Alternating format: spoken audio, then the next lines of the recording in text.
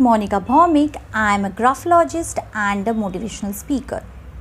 So today I am taking a size of the handwriting, one of the important topic in handwriting analysis.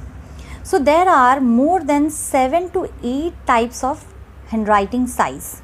But today I am covering one of the important size of the handwriting which has a very good positive traits. So let's start.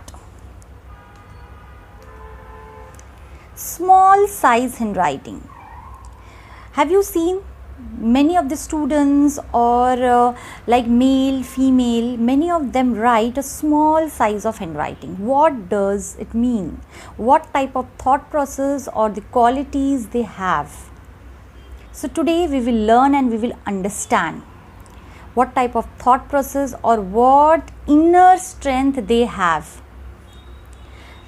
So this is the size of the handwriting. Small size handwriting means it is middle size से थोड़ा छोटा handwriting को बोलते हैं small size handwriting. Just try to understand. Smaller than a middle size handwriting is called a small size handwriting. It should not be a ant size handwriting. Ant size handwriting की meaning अलग होती है. Today I am taking a topic only a small size handwriting जो visible है पर दिखती बहुत छोटी सी है. I want to ask some question to you like when you are focusing on a small thing तो क्या होता है? जब आप कोई छोटी चीज़ को देखते हो तो आपका concentration और focus बढ़ता है या कम होता है? And जब आप कोई बड़ी चीज़ को देखते हो तो आपका फोकस एंड कंसंट्रेशन कैसा होता है? Just think. जब आप छोटी चीज़ को देखते हो तो बहुत ध्यान से बारीकी से देखना पड़ता है. That means good amount of focus and concentration देना पड़ता है. Then only you can see a small thing. But जैसे आप बड़ी चीज़ को देखते हो तो क्या इतना फोकस और कंसंट्रेशन देना पड़ता है? No. So here also we are using the same logic. When the size of a handwriting is small but it is visible, that means the person will be little shy, little narrow-minded and little low self-image or self-esteem. थोड़ा सा confidence कम होगा, narrow minded person होगा, little शाई. ये ऐसे लोग कैसे होते हैं? इंट्रोवर्ड होते हैं. They enjoy their own company. उनको अकेला रहना ज़्यादा पसंद होता है.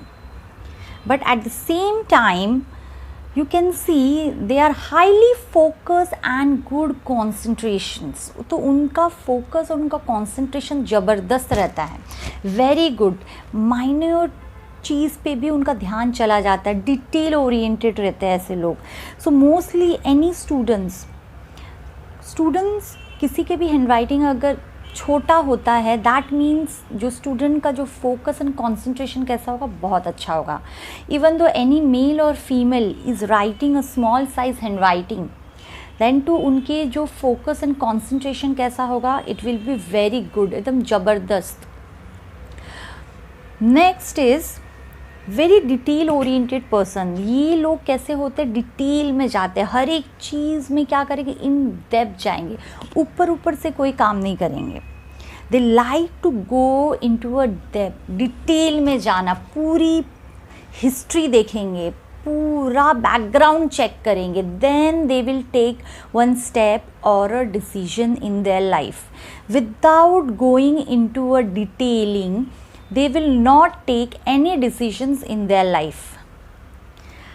Next is use time and money thoughtfully. तो ये कैसे होते हैं? ये थोड़े कंजूस भी होते हैं. उन लोग टाइम एंड मनी बहुत थॉटफुली स्पेंड करना पसंद करते हैं. For example they will first decide कि यहाँ पर मनी स्पेंड करना है या नहीं करना है. नहीं करना है तो वहाँ नहीं करेंगे. Because they do not like lavishing lifestyle. Luxurious comforts का उनको इतना नीड नहीं रहता है. बिकॉज टाइम भी वो ऐसे लोगों को देंगे जिनके साथ वो एक्चुअली में रहना चाहते हैं या फिर पसंद करते हैं. तो mostly this people are very selective talker. उनके फ्रेंड्स भी बहुत सेलेक्टेड रहेंगे, they will not have many friends in their life, as well as money जहाँ स्पेंड करना है कि नहीं करना है, so they will think on that. अगर ज़रूरी है, मैंडेटरी है, then only they will go for like any expenditure और expense, otherwise they will avoid that, because इनको लग्जरियस कंफर्ट्स का इतना नीड नहीं होता है लाइफ में. They are happy what they are having with them. Next is they are generally followers. ऐसे लोग ज़्यादातर फॉलोअर्स होते हैं, but at the same time they are very good mentor also. Mentor why? They are the guru, because एक कोई भी topic में they can go into a depth, एकदम डिटेल में जाएंगे. एक ही टॉपिक लेंगे but into a detail, कुछ भी क्वेश्चन पूछ लो उस टॉपिक से related, they will be able to answer that, because वो इतना डिटेल में रिसर्च करते हैं. सो मोस्टली ऐसे लोग कहाँ जा सकते हैं? ऐसे लोग बहुत अच्छा रिसर्च कर सकते हैं, एनालिसिस कर सकते हैं. They can be a very good business analyst और एनी टाइप ऑफ एनालिसिस करना, डिटेल में जाना, कोई भी प्रोफाइल ऐसा हो तो उसमें वो जा सकते हैं. They have the ability to see big things in small things. मतलब कोई भी छोटी चीज़ में से भी वो एक बड़ा आउटपुट निकालने की क्षमता उसमें होती है. सो छोटी चीज़ देख के भी उन लोग उसमें से भी बिगर थिंग को इमेजिन कर लेते हैं और उनसे भी आउटपुट निकालने की कैपेबिलिटी उनमें रहती है.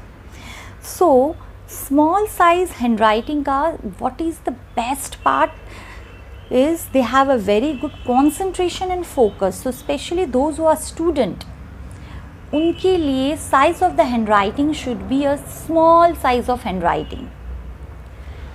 Later on you can go for a change, because student के लिए क्या चाहिए उस time पे important क्या है? Focus and concentration. So mostly ये लोग साइंटिस्ट बन सकते हैं, कंपोज़र बन सकते हैं, ऑथर बन सकते हैं, टीचर्स बन सकते हैं, बिकॉज डिटेल में जाना, ये ऐसे जोन्स है जहाँ पर माइन्यूट लेवल पे जाना पड़ता है. एक्यूरेट होना बहुत ज़रूरी है. They are the fan of accurate. ये कभी अप्रॉक्सीमेट की बात नहीं करते हैं. They want accurate. अगर उनके अंडर टीम भी होगी तो वो बोलेंगे अप्रॉक्सीमेट नहीं, मुझे एक्यूरेट अमाउंट बताओ, एक्यूरेट फिगर बताओ. So they have a immense patience. बहुत हाई लेवल का पेशेंस रहता है. They are research minded also. They can do a very good planning and they can prepare a very good strategy also. Investigation ability is very high. इन लोगों में investigation ability बहुत high रहता है. They believe in accuracy. तो ऐसे लोग कौन से फील्ड में बेटर कर सकते हैं? टेक्निकल फील्ड में बहुत अच्छा कर सकते हैं, रिसर्च एंड डेवलपमेंट में कर सकते, सीए बन सकते, अकाउंटिंग भी कैसा प्रोफेशन है, एकदम डिटेल में जाना पड़ता है. डिटेल में 1 रुपये को भी उन लोग डिवाइड करते हैं 10 पार्ट्स में. सो डिटेल, जहाँ डिटेलिंग रहेगा, so they will enjoy as well as they can perform it very well. Output उनका बहुत अच्छा आएगा because they will enjoy that part. तो उनके लिए ऐसा प्रोफेशन अच्छा है जो बहुत केयरफुल रहना पड़ता है एंड नीड स्ट्रिक्ट अटेंशन. मतलब आंखें इधर से उधर नहीं होनी चाहिए. ऐसे प्रोफेशन में ये जा सकते हैं एंड सक्सेसफुल हो सकते हैं. So how was the video? ये वीडियो हेल्पफुल है नहीं है, प्लीज़ आप कमेंट करके बताइए. अगर आपको रियली ये वीडियो अच्छा लगा then please share this video to a larger amount of people, ताकि लोगों को पता चले उनके बारे में. अगर स्टूडेंट्स को भी पता चले तो वो भी अपने साइज़ ऑफ द हैंडराइटिंग को स्मॉल में कन्वर्ट करके अपना फोकस एंड कंसंट्रेशन बढ़ा सकते हैं. And it is possible because handwriting is a brain writing. Our handwriting is coming directly from our brain. जब भी हम लिखते हैं at that time our brain cell is activated till 80 to 90%. जब हम कम्युनिकेट करते हैं तभी हमारा ब्रेन सिर्फ 15% एक्टिवेटेड रहता है, but when we are writing तो हम सबकॉन्शियस माइंड से लिखते हैं, जिसके द्वारा हम हर एक इंसान का माइंड पढ़ सकते हैं, रीड कर सकते हैं. We can understand as well as we can change the thought process of a person with changing of a writing. Handwriting change करके भी हम किसी इंसान का थॉट प्रोसेस को चेंज ला सकते हैं. And once the thought process is change then his life will get change. Thank you. अगर चैनल को सब्सक्राइब नहीं किया then please subscribe my channel and share this video to n number of people, ताकि सब लोग इस चीज़ का फ़ायदा ले सकें एंड एडवांटेज ले सकें. Thank you.